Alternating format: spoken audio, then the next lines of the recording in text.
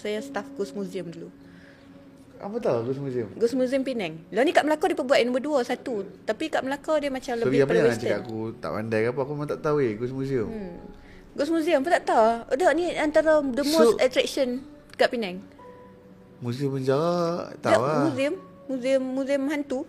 Museum hantu. Fun. Dia ada hantu Jepun, hantu Mak Saleh, hantu Melayu. Kita buat macam perkampungan-perkampungan. Aduh. Best. Tapi dia bukan rumah hantu lah. Tak ada hantu bergerak pun. Kalau saya kerja di situ dulu, saya lah hantu bergerak duk kacau orang tu. Tapi dah tak lah. Sebab PKP bos terpaksa stopkan kami dulu. Sekarang dah tak ada lah kat Penang. Ada lagi. Yang tak ada cuma Magic World. Dulu Magic World dengan Ghost Museum satu bos. Kami staff boleh exchange. Jadi saya suka jaga Ghost Museum lagi. Walaupun saya budak Magic. Saya budak Magic World. So Magic World dah tutup. Ghost Museum masih ada. Dekat betul-betul dekat Street Art. So hampa kena pergi bos. Saya promote tempat lama saya bos. Sampai promote ni bos. Bagilah free ticket. Tak payah bagi free ticket lah. Tapi memang nice. Kat Melaka dia pun buka satu Ghost Museum Penang. Dekat Jongka Street. Tapi yang tu western. Bagi saya yang kat Melaka dia lebih pada western.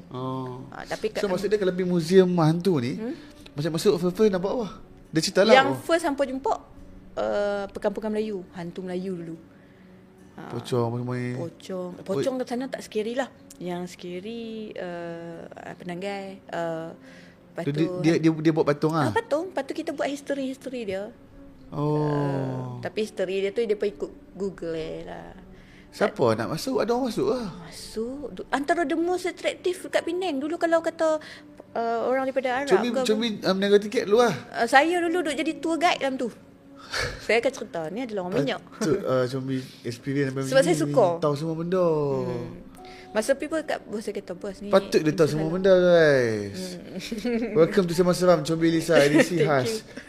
Pengawal Museum Rumah Hantu. Bukan rumah hantu, pengawal Museum Hantu. Museum Hantu ya betul. Guys, kita ada tajuk. Ada tajuk untuk you. Museum Hantu memang ramai. Saya punya team dulu ramai lah yang jaga Ghost Museum. Kami macam fun kerja satu best.